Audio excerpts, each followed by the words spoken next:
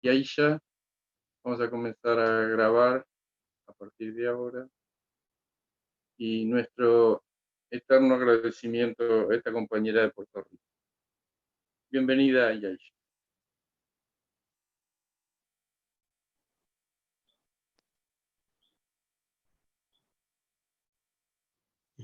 Aquí estoy. Gracias, Ricardo, por la invitación. ¿Me pueden ver bien? ¿Me escuchan? Sí, perfectamente. Muchas gracias.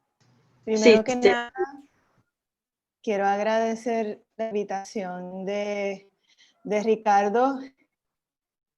Sí, fue una sorpresa. Yo estaba dando mi primera clase con él y o sea que yo soy estudiante realmente de este camino. No soy maestra del Dharma, sí doy clases de mindfulness de forma secular, pero estoy enamorada de estas prácticas porque siento que su comprensión me ha salvado y creo que no son palabras exageradas. Yo estoy en este camino porque yo solía tener una vida muy hedonista. Materialmente me crié en abundancia de muchas cosas, con mucha carencia emocional y psicológica. Vengo de una familia en la que hay mucho alcoholismo y disfunción mezclada con un empuje exagerado hacia la perfección académica y los extremos. También muchos duelos desde muy joven, trauma familiar, alcoholismo. Mi madre murió de cáncer cuando yo tenía 17 años. Viví maltrato escolar y académico por parte de algunas maestras en mi infancia en la escuela.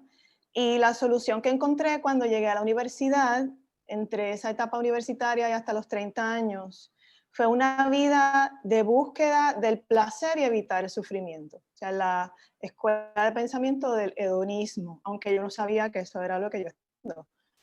Encontraba placer momentáneo en los excesos y realmente creía que podía controlar la vida con el balance que había logrado a través de una mirada superficial un poco a filosofías espirituales como la yoga, y si podía conseguir consumir lo que yo quería en balance, un poco siempre estaba bajo mi control.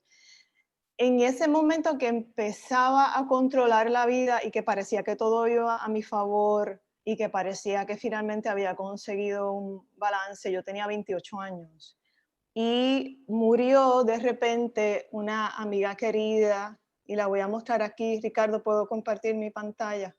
Sí.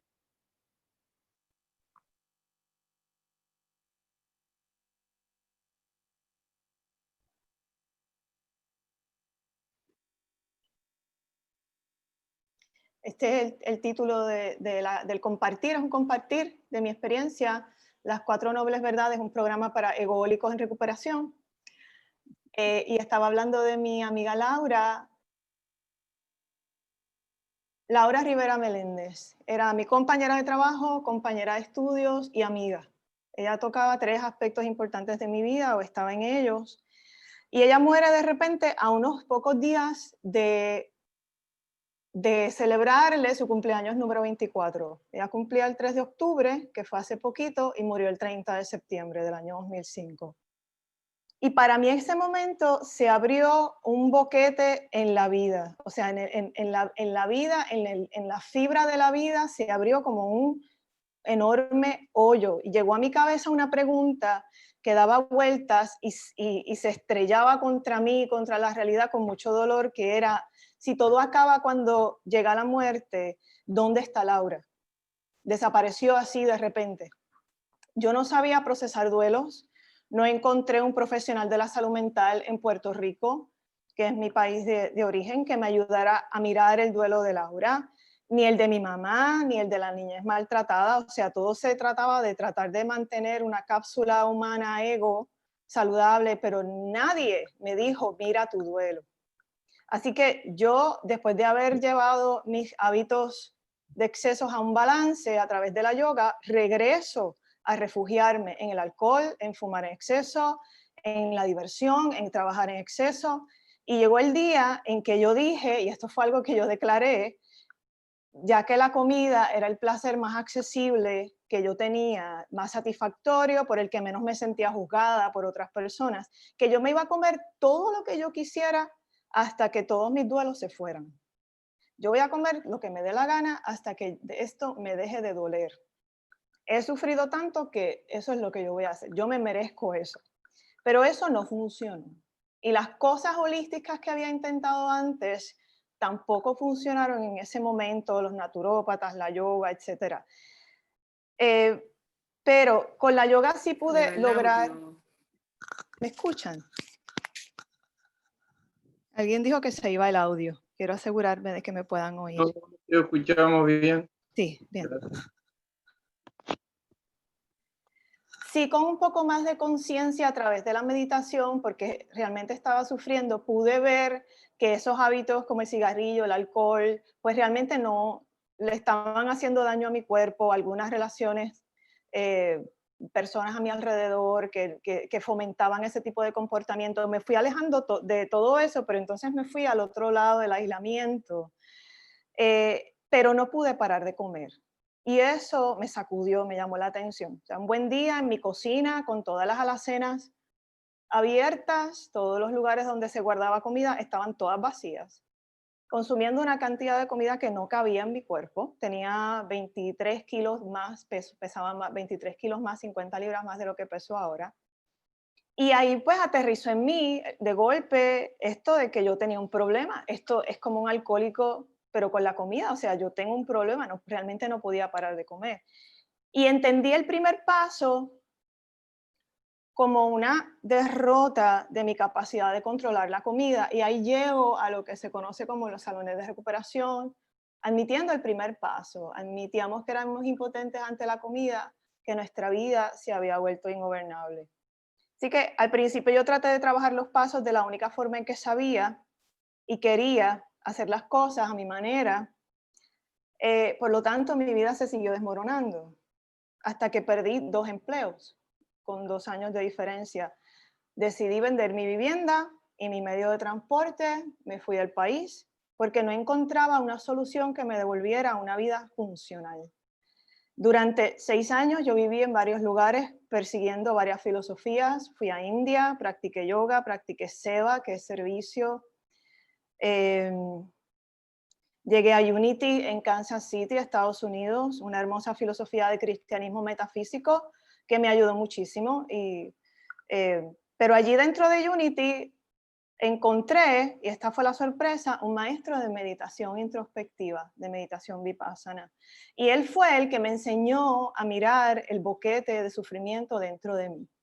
En mi primer encuentro con él, cuando le describo mi panorama interno, un paisaje oscuro, roto, se veía como un cañón gris, seco, profundo, que no tenía fin. Él me pregunta, ¿y si brincas a ese hoyo y pasas al otro lado? Nadie me había hecho esa pregunta. Como ya a mí no me quedaba nada más que perder, yo me entregué a esa caída.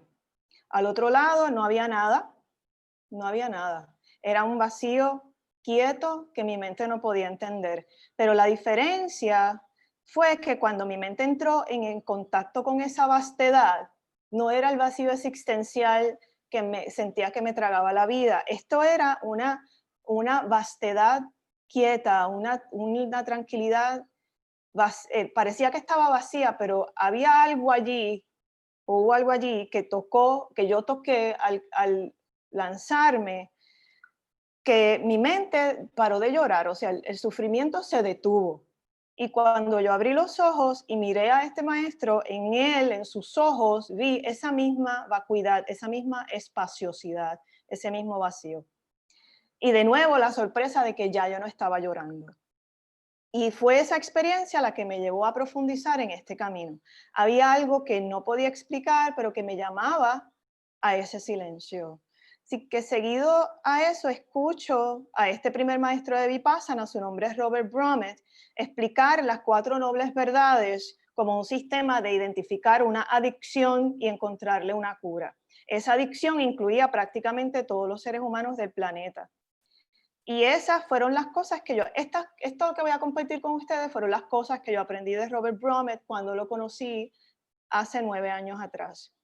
Que no vemos el egoísmo como un problema, lo vemos como algo normal. Yo quiero algo y voy y lo consigo, lo compro. La satisfacción instantánea, que las enseñanzas del Buda son un remedio para la condición humana, un reconocimiento del problema, una forma de romper con la negación. Soy alcohólico o trabajólico o comedor compulsivo o drogadicto, pero el Buda utilizó el término sufrimiento. Tengo un ego y estoy sufriendo. Esa sería la aceptación. El punto de giro de un alcohólico o adicto es cuando se dan cuenta de su sufrimiento y del sufrimiento que le han causado a otras personas. Y dice Brummett, ese es el primer paso de las 4 nobles verdades.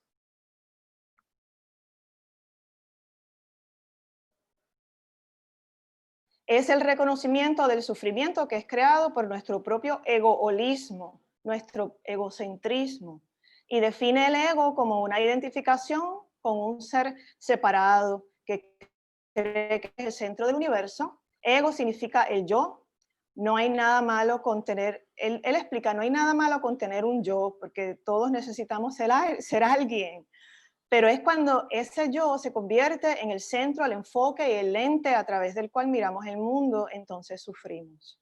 Vemos todo según nuestro propio interés, qué puedo sacar de esto, vemos a otras personas según lo que pueden hacer por nosotros, vemos el planeta como una cosa para consumir y lo estamos desangrando porque nos vemos como seres separados de la naturaleza y seres que poseemos la naturaleza.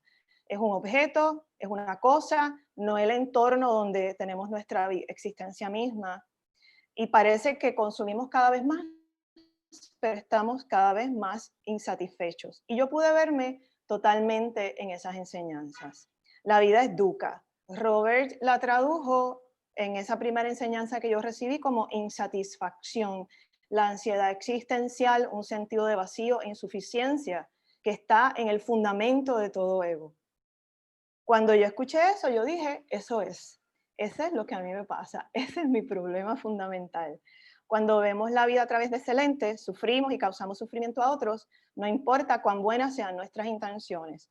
No es que seamos personas malas, sino que somos adictos a nuestro propio ego y eso controla la manera en que actuamos y nos relacionamos con otros y vemos y vivimos nuestra vida. Aprendí que era posible vivir más allá de ese egocentrismo e ir más allá del sufrimiento y que eso iba a suceder si yo estaba dispuesta a mirar ese sufrimiento a los ojos y de frente. Con las enseñanzas de Brummett estuve dispuesta a dejar que el propio proceso me llevara. Más que yo controlarlo, era una entrega a que yo iba a pasar por este proceso y me tocó primero mirar el sufrimiento a los ojos, un proceso que en la filosofía de 12 pasos que sí continué y continúo, se conoce como el 4º paso. Sin ningún temor hicimos un minucioso inventario moral de nosotros mismos. Me tocó hacer una lista de aquellas cosas que habían causado dolor en mi vida y me tocó aquellas cosas que habían causado dolor en mi vida que parecía ser porque otra persona las había causado.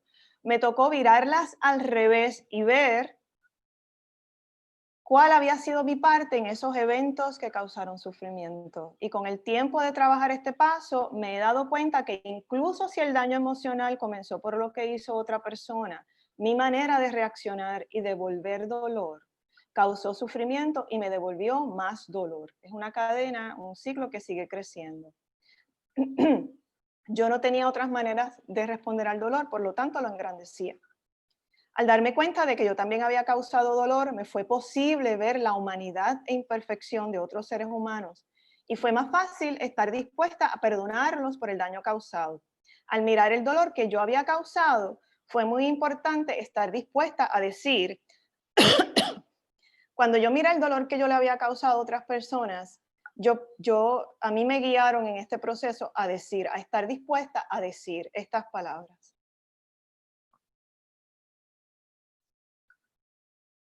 Hay características egoístas en mí, te causaron daño a ti, me arrepiento de esta conducta, ¿cómo puedo reparar el daño causado? Sin señalar el daño que otra persona pudo haber causado, se trataba de limpiar mi lado de la calle. El resultado de este proceso no es otra cosa que el 9º paso de los 12 pasos. Reparamos el daño que habíamos causado, excepto cuando al hacerlo perjudicaríamos a ellos o a otros. Cuando empecé a hacer esto, yo sentí en mi cuerpo, fue un proceso que yo sentí en mi cuerpo, fue un proceso encarnado. Como si aquellas cualidades que habían formado y amarrado y configurado el ego de una comedora compulsiva se estuviesen comenzando a desamarrar y disolver. Empecé a comprender quizás que el ego de comedora compulsiva estaba hecho, formado, amarrado, como si fuera un conjunto de sogas todas unidas, sogas o cuerdas todas apretadas y enredadas, por esos defectos de carácter. O sea, la imagen que quiero llevar, o como yo lo veía, es, imagínense un montón de sogas todas ennudadas. Cada una de esas sogas o cuerdas hechas nudos es una de las características del ego personalidad de comedora compulsiva. Y pedir perdón por el daño que yo había hecho con esas características las comenzó a desamarrar, las comenzó a quitarle los nudos. Y esas características han sido el egoísmo, deshonestidad, buscar solo el bienestar propio, el miedo y la falta de consideración por los demás. Esas 5 características se repetían en cada una de las acciones que yo había hecho que le habían causado daños a otros. Las voy a repetir.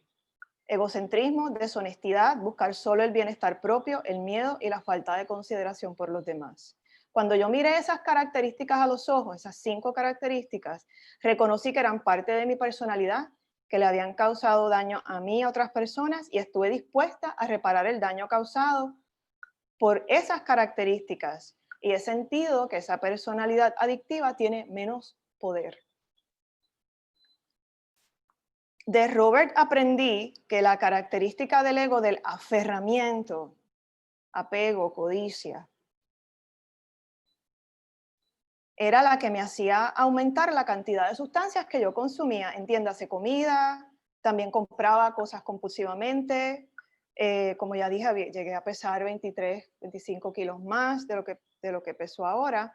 Ese sufrimiento intenso que he vivido este sufrimiento intenso que viví ha sido parte de un proceso de despertar, de sacar la flecha con veneno, que es el sufrimiento, de recibir el consuelo.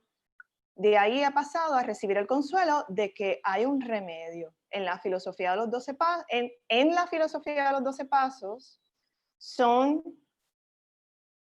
fueron el segundo y tercer paso. Segundo paso, llegamos a creer que un poder superior a nosotros mismos podía devolvernos el sano juicio. Y el tercer paso,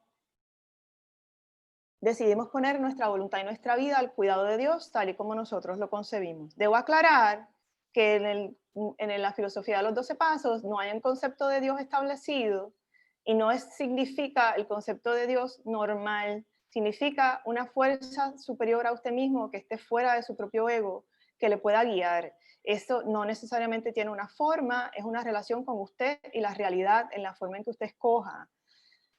Puede ser hasta su mascota, después que sea algo que esté fuera de usted. Yo sé que la palabra Dios tiene unas connotaciones muy, ¿verdad? Muy fuertes, muy definidas, que pueden causar aversión por maltrato que alguien haya practicado a través de la palabra Dios, pero no es un concepto. Y bueno, voy a seguir, lo voy a poder explicar un poco más adelante, pero lo que quería era traer un poco poner un poco un cojincito, de que no fuera a ser que hubiese aversión en alguna persona, sino que me den la oportunidad de determinar qué es lo que quiero decir con ese concepto de un poder superior. En las 4 nobles verdades, esa esperanza de que el sufrimiento podía La esperanza de que podía salir del sufrimiento estaba en la segunda noble verdad y la tercera noble verdad. Hay una causa para el sufrimiento que está en las fuerzas de mi propia mente, aferramiento, aversión y confusión, y que podía aprenderlas a identificar. Y que la esperanza también estaba en la tercera noble verdad. Hay un fin para el sufrimiento, una conciencia más despierta, sabiduría, ver con claridad. Y que eso era posible, que yo podía adiestrar mi mente. El dolor mismo que vivía me empujó a mirar que el aferramiento en mi cápsula humana, ego, se había salido de control. Poder ver ese gancho del yo quiero, es un gancho, es algo que quiere agarrar todas las cosas, apoderarse de todas las cosas. Ver con claridad que la creencia del yo quiero en la vida hedonista que vivía significaba que si yo quería algo, tenía derecho a tenerlo. No había un proceso de discernimiento. Era la creencia, yo quiero, por lo tanto, esto es mío. Darme cuenta con mucho dolor que esa es la misma fuerza que lleva a un país a invadir a otro, que llevó a los europeos a invadir esta parte del mundo y apoderarse de todos sus recursos, incluso de la gente, y provocar genocidio.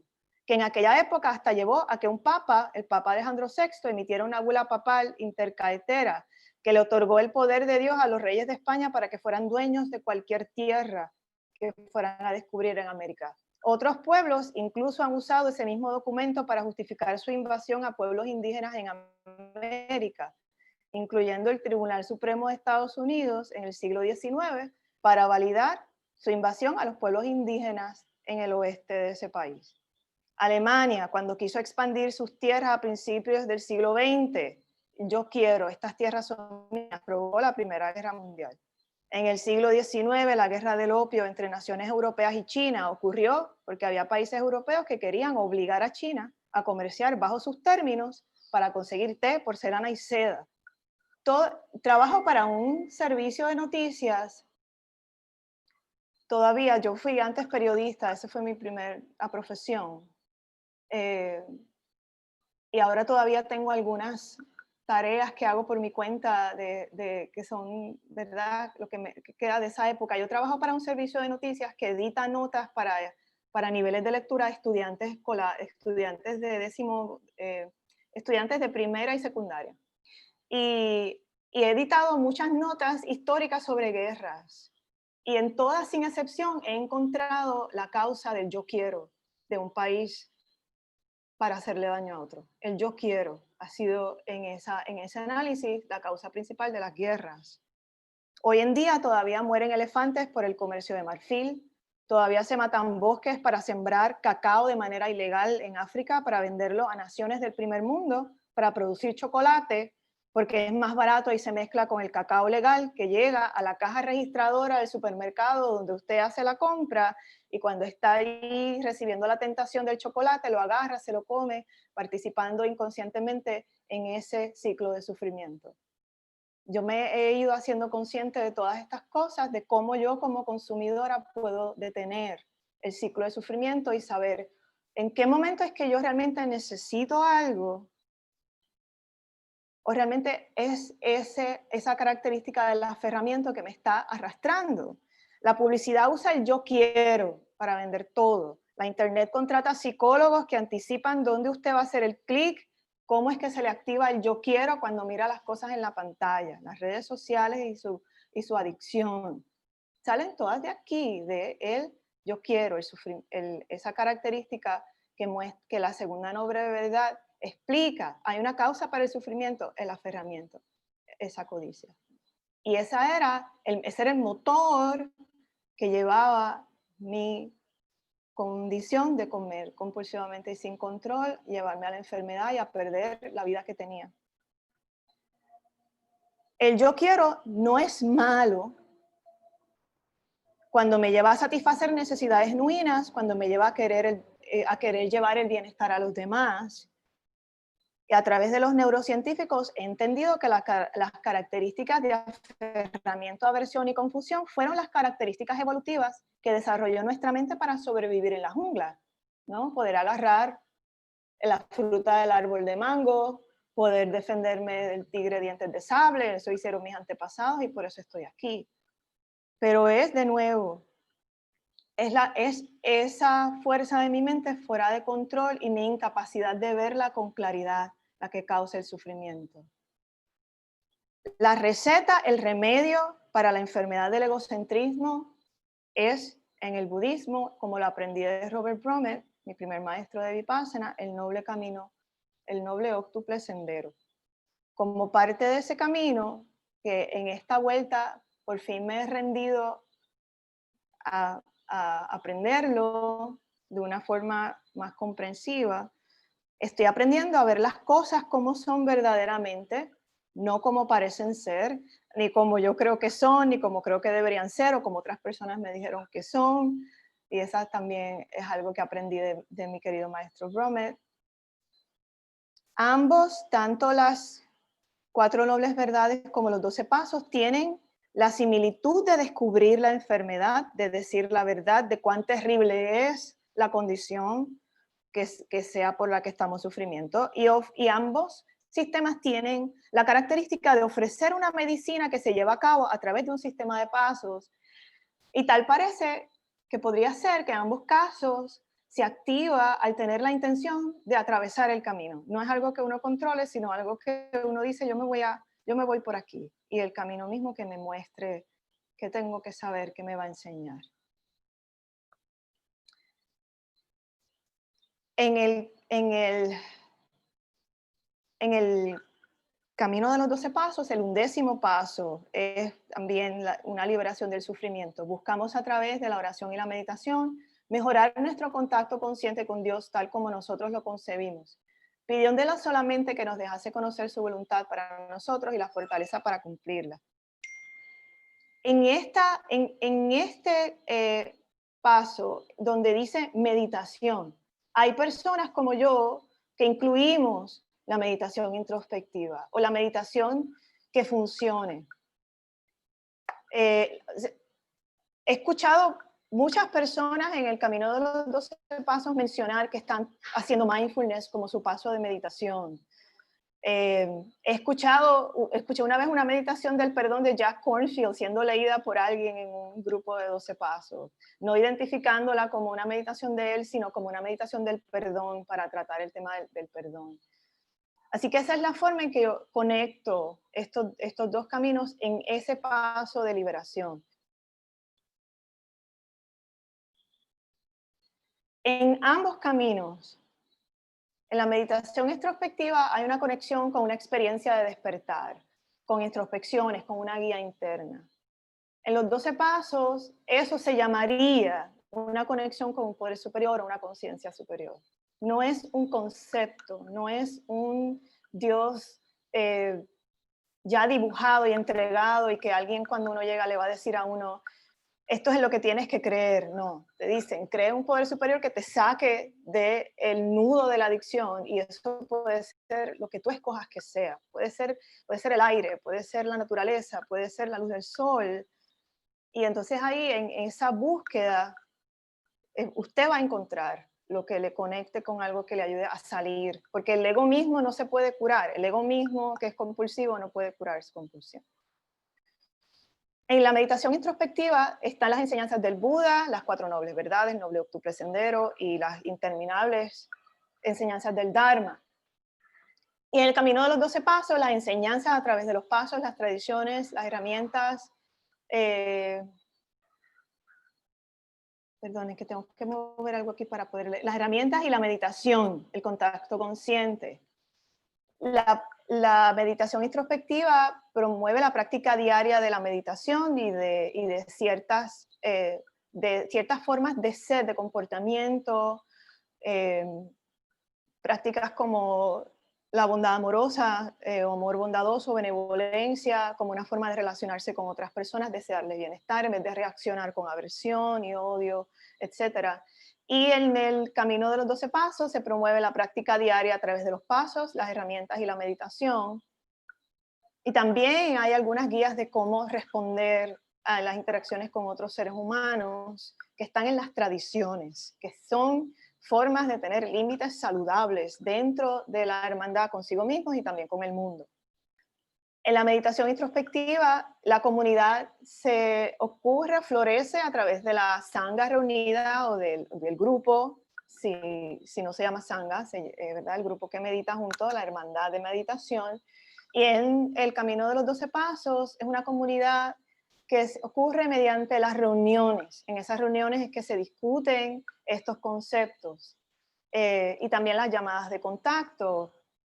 Hay grupos que promueven que usualmente la adicción ocurre en el aislamiento, o sea, la adicción y el apego a una sustancia florece o ocurre cuando la persona está aislada en su propio mundo, tratando de sanar su propio dolor de una manera inhábil.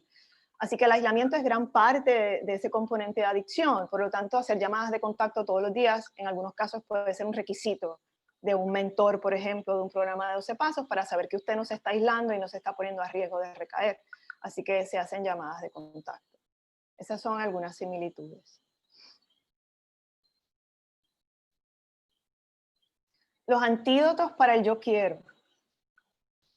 Yo encontré una similitud muy hermosa cuando empecé a estudiar con Robert. Él decía, la característica del aferramiento, cuando se vira al revés, se convierte en generosidad y esa es la manera de curarla. Esa es la manera de curar el aferramiento. Entonces en mi caso era, si yo me quería aferrar a la comida, pues entonces era darla en generosidad, regalarla. Yo empecé a comprar comida a las personas, a los deambulantes en la calle. Si veía a alguien que estaba pidiendo dinero en una esquina, y empecé a hacerlo en Kansas City y le preguntaba qué tú quieres comer. Y quizás todo lo que me decían que querían, igual que yo hubiese pedido todo lo que yo quería, todo lo que ellos pedían, yo le compraba, hasta la comida hasta el postre. Y lo que yo hubiese gastado en enfermarme comiendo de forma enfermiza, para mí, se lo daba a otro ser humano que realmente lo necesitaba. Esa generosidad me ayudaba a liberarme de los momentos en los que me daba ansiedad por comer. Entonces lo que hacía era que le daba comida a otra persona. Lo viraba al revés en servicio, en generosidad. Cuando en el mundo de los 12 pasos me enseñaron que entonces cuando uno tiene la ansiedad de comer, uno entonces da servicio a otra persona. Uno puede ser servicio a cualquier cosa. Puede ser hasta regar las plantas del jardín si están secas, porque estoy dándole servicio a otro ser vivo. Pero pues idealmente no hacer una llamada, dirigir una reunión, decir que sí a una petición de servicio. Y entonces uno sale de sí mismo y de su ego pequeño para hacer de servicio al mundo, a los demás, y está entonces pensando más en esa, de forma colectiva, de forma del bienestar común, y al salirse del egoísmo a pensar en el bienestar común hay alivio al sufrimiento, igual que con la generosidad. Y otro antídoto para el yo quiero que me ha ayudado mucho es una enseñanza de un maestro de Vipassana que se llama Guy Armstrong, que tiene la enseñanza del contacto con el espacio, el momento presente, la conciencia despierta o awareness, y él lo encaja en la tercera noble verdad. Guy Armstrong menciona que si estamos en contacto con esa conciencia despierta, que la encontramos cuando estamos meditando en el presente, es lo que está vivo en el momento presente. Es escuchar los sonidos hasta lo más lejos que pueda y sentir que hay algo que ya está vivo entre esta cápsula humana que está aquí y el resto del entorno. Ese contacto con lo que está vivo en el presente, él dice que cuando estamos en ese espacio y en esa conciencia y vibración, las tres características del ego que están en la segunda noble verdad se empiezan a disolver. El aferramiento, la aversión y la confusión. Que en Pali o sánscrito se les conoce como kilesas. Los kilesas se empiezan a disolver estando en contacto con la conciencia despierta, el awareness. Entonces, esos son antídotos que puedo compartir con ustedes para el aferramiento o el yo quiero.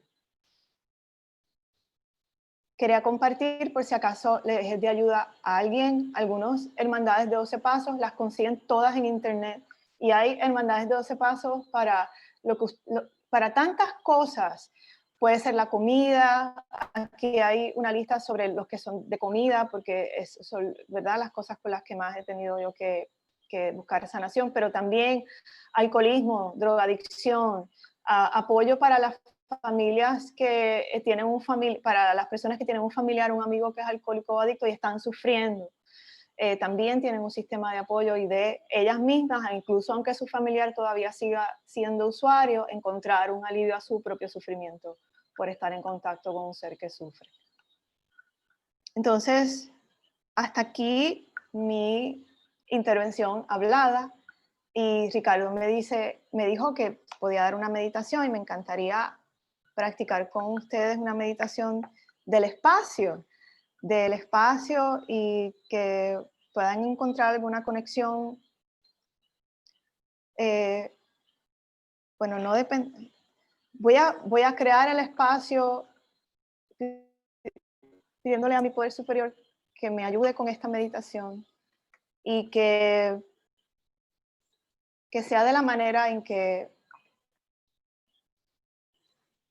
tengo aquí 3 campanas y voy a irlas sonando. La meditación prácticamente va a consistir en concentrarnos en el sonido de las campanas que vienen y van, y en el espacio, los sonidos a su alrededor, el espacio dentro de usted, de su respiración, de cómo se mueve el diafragma, del espacio en el pecho cuando el aire entra y sale, pero sobre todo el espacio y las pausas entre los sonidos.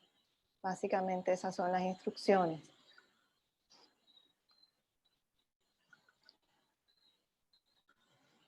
Así que les voy a invitar a, donde estén sentados o sentadas, tomar una postura que permita que apoyen su meditación. Con la espalda derecha, si esa es la postura que les apoya, y si les ayuda a alinear los hombros con las orejas y la nariz con el esternón, lo pueden hacer si es de ayuda. Si es de apoyo, pueden cerrar los ojos o mirar un punto fijo.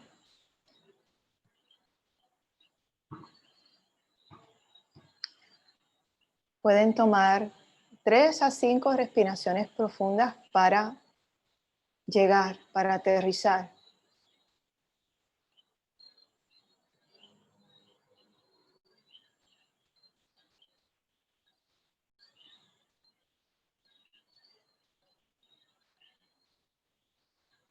Aterrizando en el momento presente, aterrizando en el cuerpo.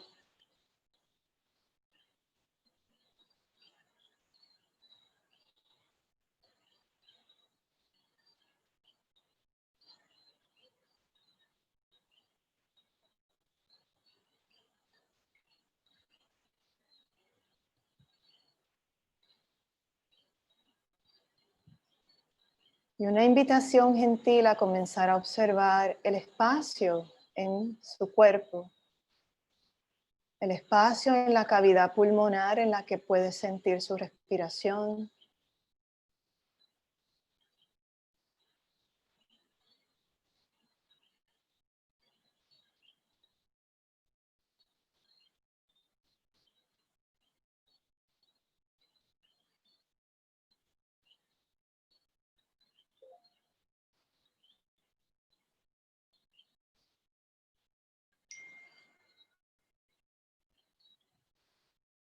El espacio a su alrededor de su cuerpo,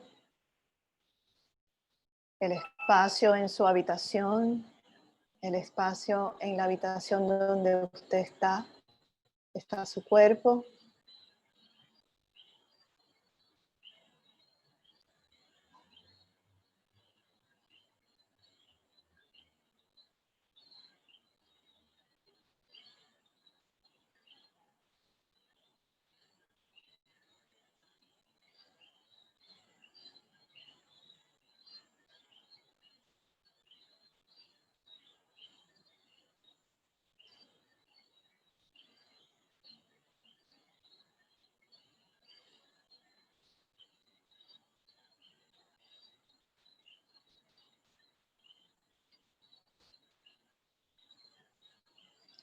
Observe si puede escuchar los sonidos más lejanos, los sonidos de la ciudad o del entorno natural donde se encuentra, quizás los automóviles, los coches, los carros,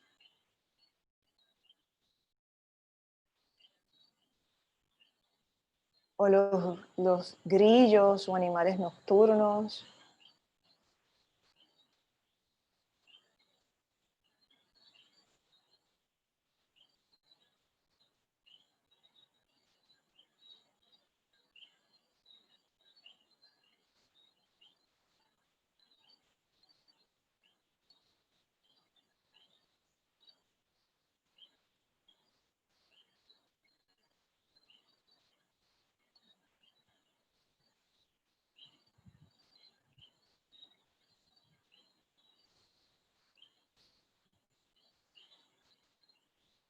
Observe que entre usted y el resto de ese espacio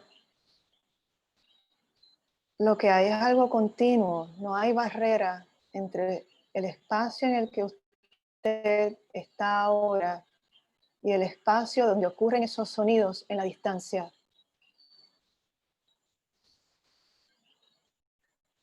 Aunque esté en una habitación cerrada, habrá una puerta o una ventana que le muestre el espacio continuo y sin límites.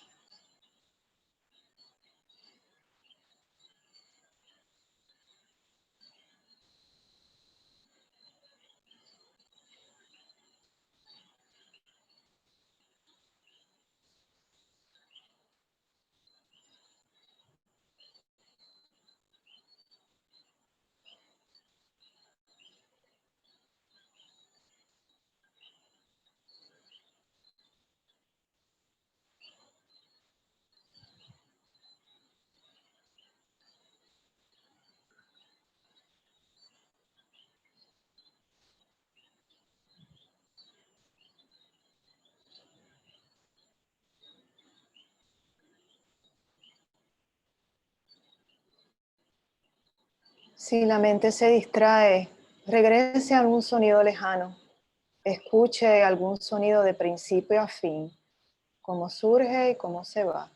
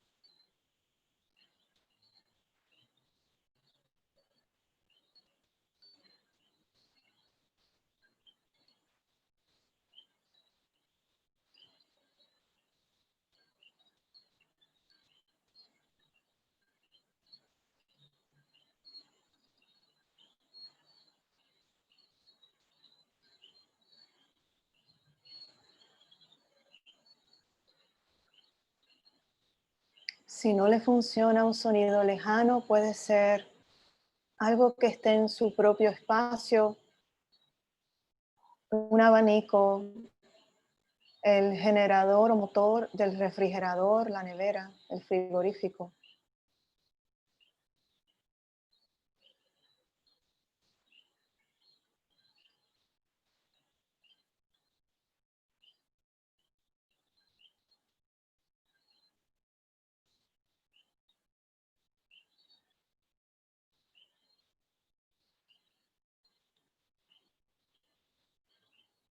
Otra forma de encontrar el espacio es sentir la brisa que llega y se va si está en un espacio abierto.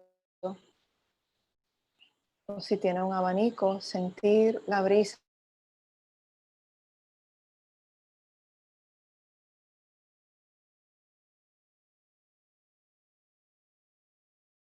sobre su cuerpo que llega y se va.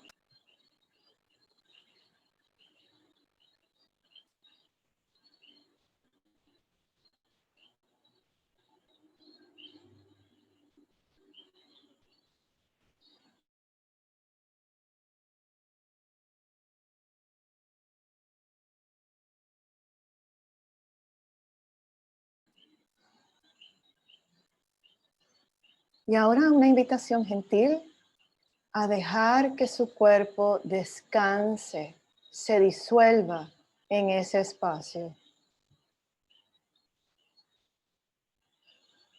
Puede ayudar a su cuerpo soltando, relajando la quijada, el entrecejo.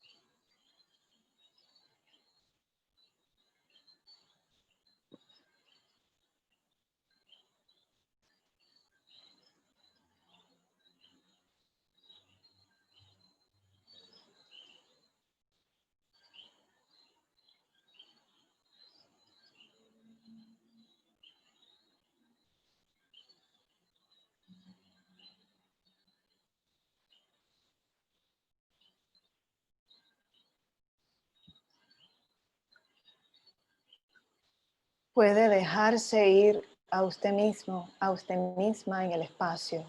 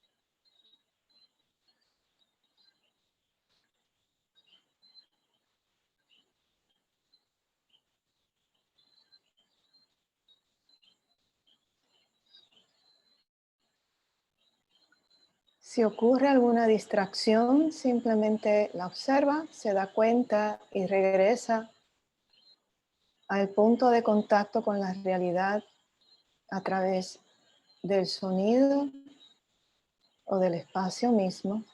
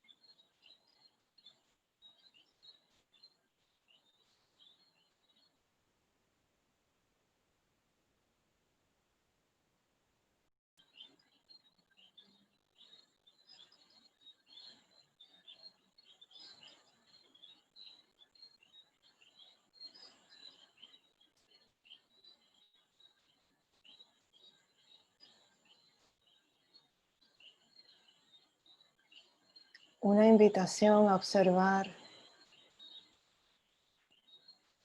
que el espacio dentro de usted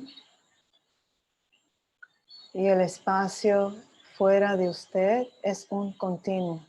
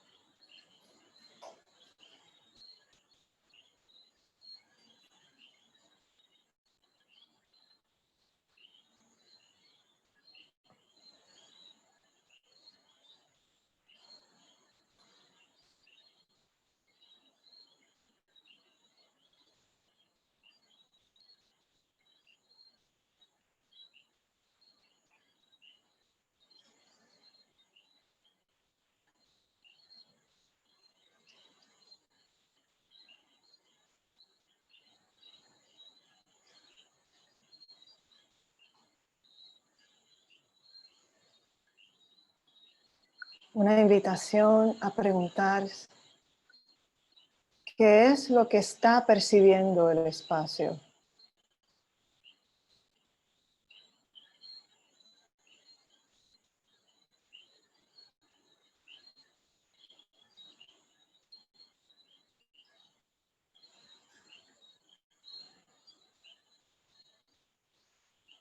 ¿Qué es lo que está percibiendo el sonido?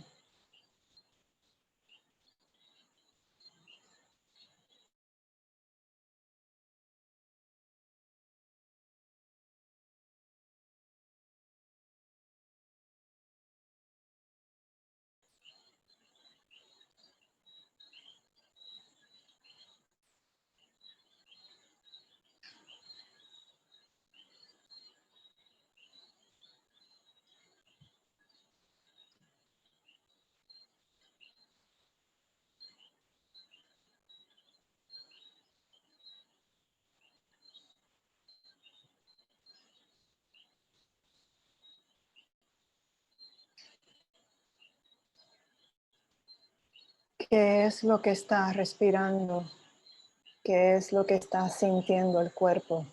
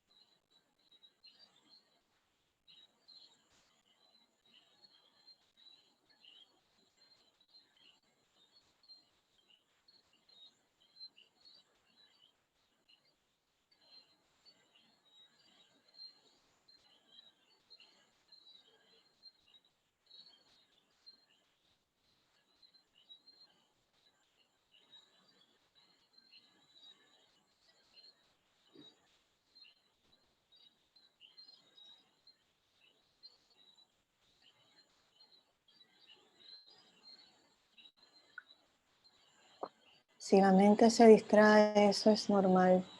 Trate de posarla otra vez en el momento presente con la misma gentileza con la que una mariposa se posa sobre una flor.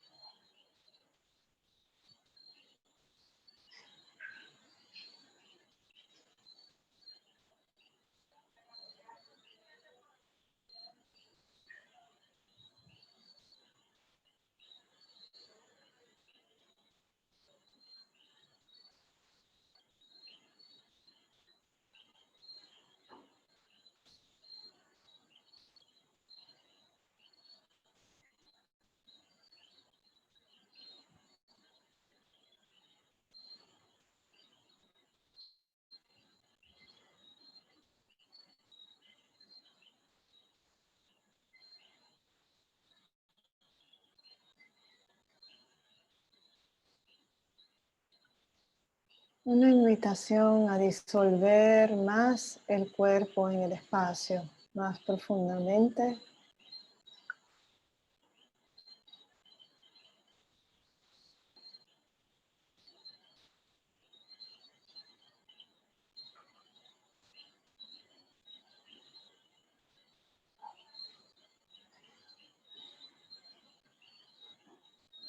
Si hay alguna resistencia, puede mirarla con ternura, con compasión, con bondad.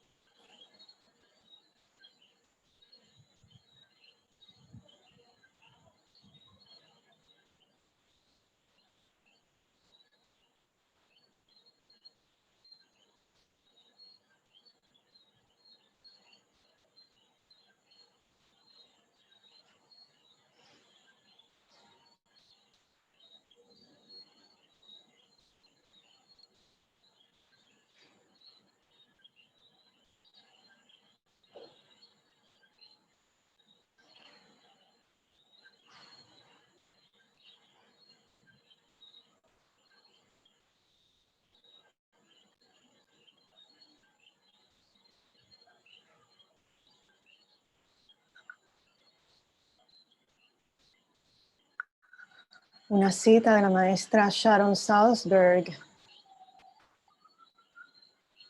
La sanación está en el regreso, no en jamás haberse ido.